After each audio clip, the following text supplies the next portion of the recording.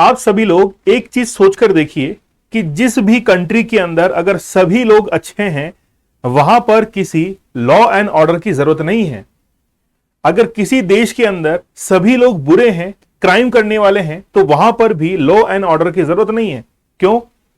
क्योंकि अगर सभी बुरे लोग हैं तो वैसे भी उस कानून को मानेंगे नहीं। अगर अच्छे लोग हैं सभी तो फिर कानून की जरूरत ही नहीं है। कानून की जरूरत वहां पड़ती है जहां पर दोनों का मिक्स होता है, अच्छे लोग भी होते हैं, बुरे लोग भी होते हैं। आज की घटना जो है वो इसी पर बेस है। बेसिकली हुआ क्या है मैं थोड़ा सा आपको बता देता हूं। ये जो व्यक्ति आप लोग मेरे पीछे देख रहे हैं इसकी एज है 25 ईयर्स। लेबर क्लास से आता है, ज्यादा कोई हाई प्रोफाइल कोई व्यक्ति नहीं है। ये एक फैक्ट्री के अंदर जॉब करता है, अब तो करता था। रिसेंटली क्या हुआ इसके साथ में कि ये जो लड़का है इसका नाम है कालू। कालू जो है इसको पुलिस कस्टडी के अंदर लिया गया था अप्रैल के मंथ में, 14 अप्रैल। लेकिन मई मंथ के अंदर इसकी डेथ होती है और डेथ होने के बाद एलिगेशन जो है वो पुलिस के ऊपर लगते हैं। पुलिस ने एफआईआर दर्ज करने से भी इनकार कर दिया था। आज हम लोग इस स्टोरी को कवर करेंगे कि आखिरकार भारत के अंदर ये प्रॉब्लम आती क्यों है, क्या इसके पीछे रीजंस है। सबसे पहले मैं आप लोगों को घटना जो है उसके बारे में बता देता हूं कि रिसेंटली क्या हुआ है कि लगभग 1 महीने पहले की बात है। ये जो व्यक्ति है जिसका नाम है कालू पधारसी, ये 25 ईयर्स का है, एक लेबर क्लास से है। इसको पुलिस वाले जो है उठा के लेके जाते हैं और फिर पुलिस कस्टडी के अंदर ही जो है उसकी डेथ होती है। लेकिन जब इसकी डेथ होती है तब ये पुलिस कस्टडी के अंदर रहता नहीं है, उससे बाहर रहता है। मैं पहले आप लोगों को ये घटनाक्रम पूरा का पूरा जो है वो बता देता हूं। एक छोटा सा डायग्राम जो है मैंने बनाया है यहां पर आप लोगों के लिए कि स्टूडेंट जो है ज्यादा अच्छे से समझ पाएंगे। देखिए ये जो व्यक्ति है ये है कालू। कालू जो है वो एक दिन अपने गुजरात के एक टाउन है, उस टाउन के बाहर जो है यानी कि अपने उस घर के जो बाहर है वहां पर वो बैठा रहता है एक बाइक के ऊपर। जब वो बाइक के ऊपर बैठा रहता है तो 3 पुलिस वाले जो है वो उसके पास में आते हैं। मैं भी आप लोग को नाम बताऊंगा। 3 पुलिस वाले जो है वहां पर आते हैं, इससे पूछताछ करते हैं। ये एक बाइक के ऊपर बैठा हुआ था।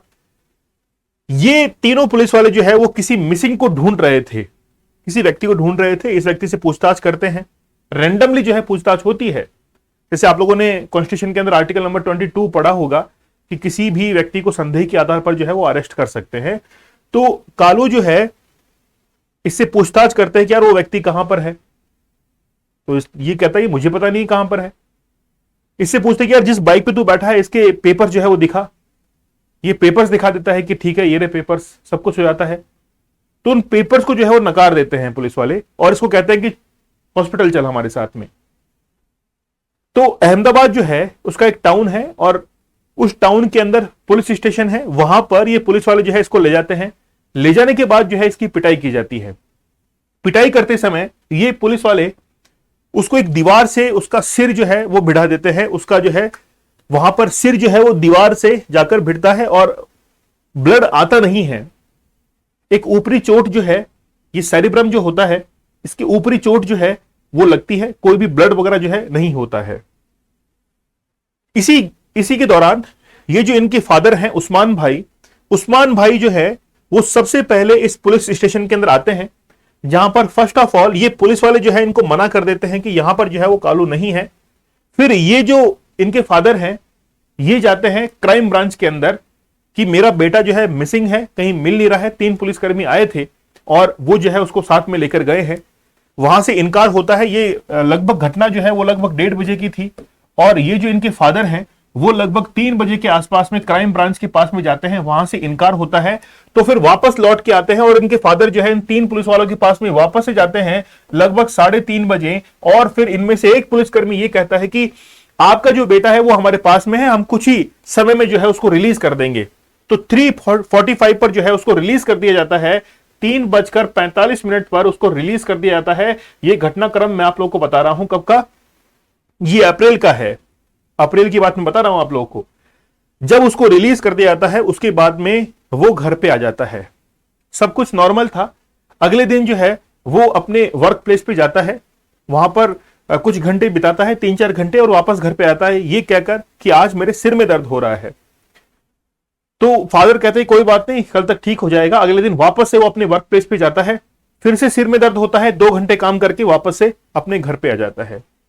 इसको जब हॉस्पिटल में दिखाया जाता है, सिविल हॉस्पिटल के अंदर, अहमदाबाद के अंदर है, अभी मैं नाम बताऊंगा, उस सिविल हॉस्पिटल में जब दिखाया जाता है तो वहां पर जब इसकी जांच होती है, टेस्ट होते हैं, तो फिर वहां पर सामने निकल के आता है कि इसका ब्रेन जो है वो हेमरेज हो चुका है, कहीं ना कहीं चोट जो है वो लगी हुई है।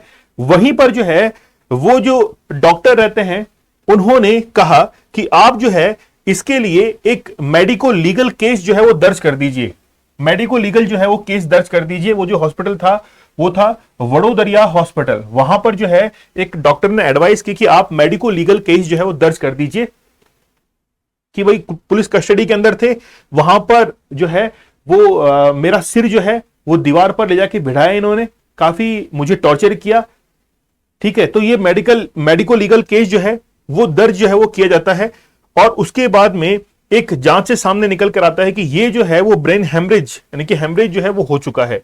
ये बेसिकली क्या होता है कि आपकी जो मस्तिष्क होता है, दिमाग होता है, आपका जो ब्रेन होता है, वहां पर जो ब्लड वेसल्स हैं वो डैमेज हो जाती हैं, ब्लड वेसल जो है वो डैमेज हो जाती है और जिसके कारण ये हेमरेज जो है वो देखने को मिलता है। यही इस व्यक्ति के साथ में होता है। अब क्या होता है कि पुलिस वाले जो है वो एफआईआर दर्ज करने से इनकार करते हैं। उनके फादर जो है वो एफआईआर दर्ज करने के लिए कहते हैं, लेकिन पुलिस वाले ने इनकार कर दिया कि हम जो है एफआईआर दर्ज नहीं करेंगे। आप लोग मुझे कमेंट सेक्शन में एफआईआर की फुल फॉर्म जरूर लिख के भेजिएगा। जब एफआईआर दर्ज नहीं की जाती है उसके बाद में ये बड़े परेशान रहते हैं। फिर इन्होंने जो है वो पिटीशन दायर की थी हाईकोर्ट के अंदर, वहां पर सुनवाई होती है और अंततः क्या होता है कि ये जो व्यक्ति था वो तो खैर उसकी तो डेथ हो जाती है, कालू जो है वो तो उसकी जो है डेथ हो जाती है और उसके बाद में हाईकोर्ट में केस पहुंचता है। हाईकोर्ट में केस पहुंचने के बाद ये जितने भी पुलिसकर्मी हैं, 3 पुलिसकर्मी जिनका नाम मैंने अभी आप लोगों को जो है एग्जैक्टली बताया तो नहीं था, है ना। ये 3 पुलिसकर्मी कौन कौन से थे? अमिराज बोरीचा, फिर है निकुल सिंधाव और फिर है राही सिंधा तारा, है ना। तो ये जो 3 पुलिसकर्मी हैं इनके ऊपर जो केस है वो दर्ज होता है। वहां के जो एसपी हैं उनसे कांटेक्ट किया जाता है और फिर क्या होता है कि बेसिकली अब वर्तमान में एट प्रेजेंट जो है ये केस अभी हाईकोर्ट के अंदर पेंडिंग चल रहा है। 6 जून को अब अगली सुनवाई होने वाली है। भारत में ऐसे बहुत सारे टॉर्चर के केस आते हैं। एक्चुअल में पुलिसमैन जो है वो जनता की हेल्प करने के लिए होता है।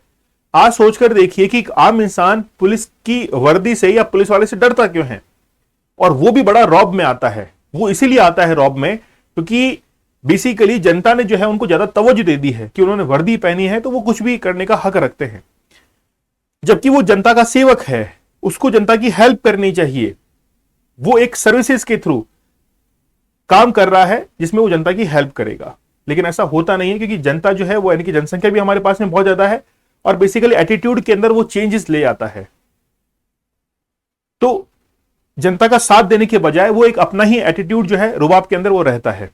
ठीक है, तो ये कई सारे केसेस जो है वो देखने को हम लोग को मिलते हैं। तो चलिए, ये केस था और आप लोगों को कोड यूज करना है प्रहार, जिससे आप लोग यूपीएससी की तैयारी और भी बेहतरीन कर सकते हैं और आपको डिस्काउंट जो है वो मिलेगा, 70% फ्लैट मिलेगा और 25% डिस्काउंट जो है वो एक्स्ट्रा आप लोगों को अवेलेबल होगा। यूपीएससी में आप लोगों को लाइव सेशंस और रिकॉर्डेड सेशंस मिलेंगे। डाउट सेशंस आप लोगों के लिए जो है वो यहां पर कंडक्ट करवाए गए हैं। जीएस पेपर 1 to 4 जो है ये आप लोगों को यहां पर गाइडेंस प्रोग्राम बहुत बेहतरीन तरीके से जो है वो करवाया जाएगा। बहुत बेहतरीन एजुकेटर जो है वो आप लोगों के लिए यहां पर अवेलेबल है। चलिए मिलते हैं हम लोग नेक्स्ट सेशन में, तब तक के लिए धन्यवाद, थैंक यू, जय हिंद।